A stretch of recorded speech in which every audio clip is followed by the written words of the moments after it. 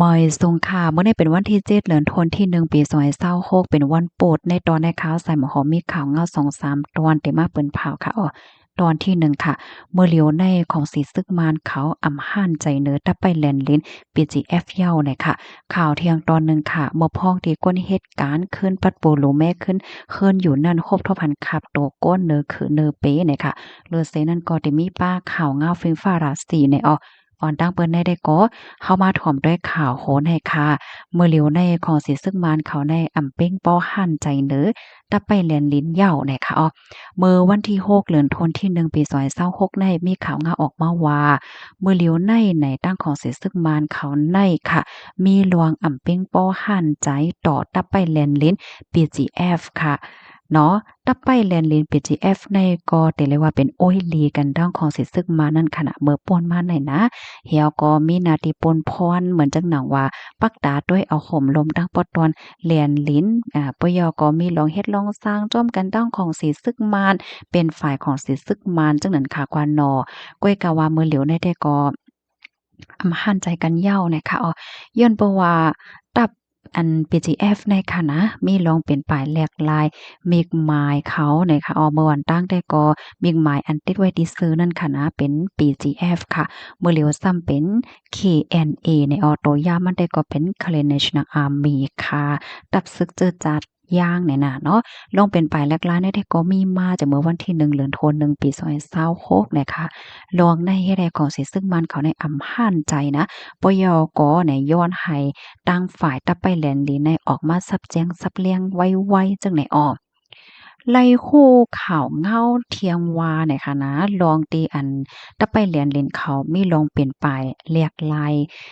มิกไมล์เขาในค่ะนะมันในให้หันถึงว่าเขาอำกว่าห้อยเหลียวตั้งเดียวกันดั้งของสิซึกมานยาวเฮ็ดจังเนี้ยค่ะ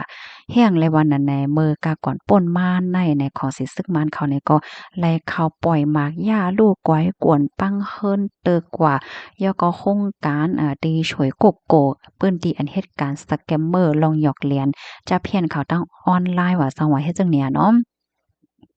ปื้นตีในซ้ำในมันต่อหน้ากันดั้งฝั่งไทยในเป็นที่วานวังแก้วแม่ป้าจะเว้งแม่สวดและดั้งวานวังผาแม่จะเราจะเว้งแม่ระบาดเจตวันตากให้ไหนเฮ็ดให้ดั้งฝ่ายซึกย่างเนาะ PGF เขาอันล่มลาด้วยถึงปื้นตีใน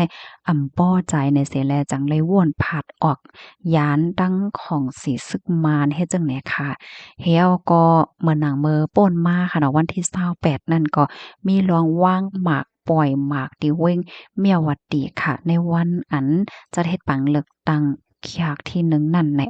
ข้อมูลตอนในค่ะเลยปีมาที่ห้องการข่าวมติชนออกไหว้เนี่ยค่ะเงาลายห่ำดือหือเป็นจังหือจังหากว่าเที่ยงเนี่ยก็เฮาสืบไปด้วยกว่าแทงค่ะเนาะ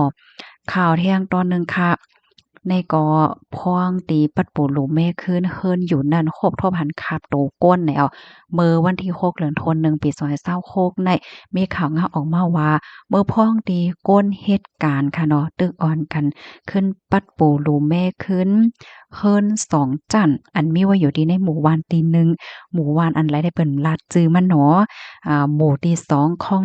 7บึงคำพลอยเจาเว้งลำลูกกาเจดอนปทุมธานีค่ะคบทบหันหลุบโหก้นและเสือพาซื้อโคเนอคือปีจึงให้ในเขาเนาะอันนี้ก็เฮ็ดให้คนเหตุการณ์ในตกอกตกใจที่ได้ว่าเนี่ยค่ะมือแต่มันได้ก็แหน่ก้นที่อันเปิ้นก็เหตุการณ์เนี่ยเนาะเปิ้นก็แลยินเสียวเมนอยู่กูว่านว่านะมื้อแต่มันแต่ก็อำเลยวนอีหังนำเนาะก็วนว่าเป็นโตสัตว์ตายไว้เป็นเสียวตู่เสียวเมนโตสัตว์โยสังโยให้ไหนก็เลยสนใจอะหังค่ะนะในวันนั้นซ้ำเนี่ยเขาเนี่ยก็ซ้ำเด็ดไลแม่ขึ้นตีเนอคือเนอเปเนาะตั้งไทยก็ได้ว่าเพดานในนั้นค่ะเฮ็ดอันเหี่ยวก็อันเป็นอันก็โขก้นเนี่ยค่ะนะหลุดตกลงมาเฮ็ดจังเนี่ยตกลงมาเนี่ยก็เขาเนี่ยก็ตกอกตกใจได้ว่าเนี่ยค่ะก็ได้เผยว่าสืบกว่าสืบมาเนี่ยก็เลยฮู้ว่าอันเป็นก้นอันรู้เซงกว่าแน่นะเป็นจื่อห้องว่านายคือว่า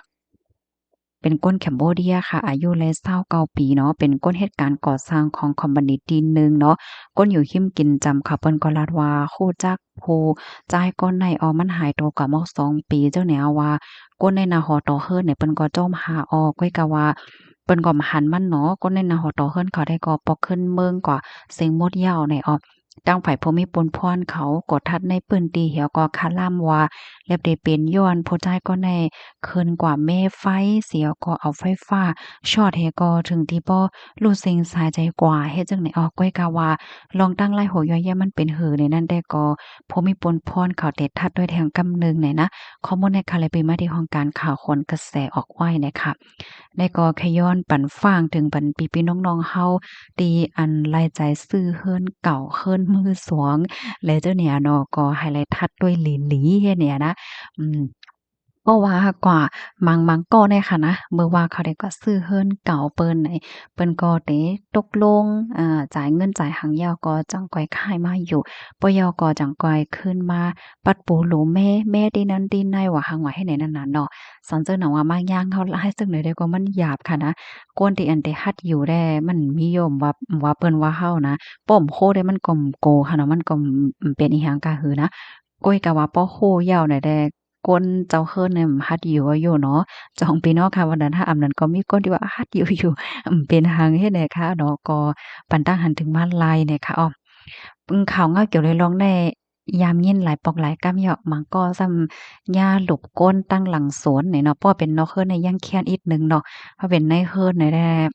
จังหนังว่านั้นเยาอะกำในเฮาค่ะมาถ่อมด้วยข่าวเงาลองฟิงฟ้าราศีอีกหนึ่งเมื่อวันที่6เดือนธันวาคมปี2526ได้อยู่ที่ห้องการฝ่ายฟิงฟ้าราศีและออกมาเปิ้นเผาลาดว่าที่ในเมืองไทยในมีตื้อด่างติตื้อกัดมาร่วมก็ติแฮงเฮ็ดจังได๋คะเนาะ เมื่อนังบ่ว่าเป็นเนอร้อยเปิ้นตีไก่เว้งอะไรจั่งใดแน่นะอ่าอันเป็นฟิงอันเป็นตั้งกัดในขณะเตจังลดย่อม3-5 ดีกรีเซลเซียสจั่งไหนเนี่ยค่ะเอามังเปิ้นตีก็เตจังลดย่อม1-3 ดีกรีเซลเซียสป้องว่าในข้าวตัง2-3 วันในเตตื้อกัดมาเนี่ยเอากำนั้นแลให้ลุ่มลาด้วยถึงป้ายอยู่หลีโตเจ้ากับไผมันเสกำเมื่อเลียวในตั้งเป็นก้างไก่เนี่ยก็ซ้ำแพ้ไว้เนาะห้ำว่าจังได้จับกันไล่รวยติไอน้ำลายร่วมโทยใจเนี่ยค่ะว่าอันนี้ก็ลิฟังเหมือนกันค่ะนะมันเหมือนจังตั้งเป็นวัดเนาะตั้งเป็นวัดแล้วจังไหนมันจับกันง่ายเนี่ยค่ะยินจมโปก็ที่รับถอมปันแห้งค่ะถอมยกให้ถอมเลยที่ว่าแต่แลเซอร์ก็ต้องถามอะไรสามารถให้เพิ่มเติมข้อมูลไหนก็เพิ่มเติมมาเลยค่ะเอาไว้ส่งค่ะ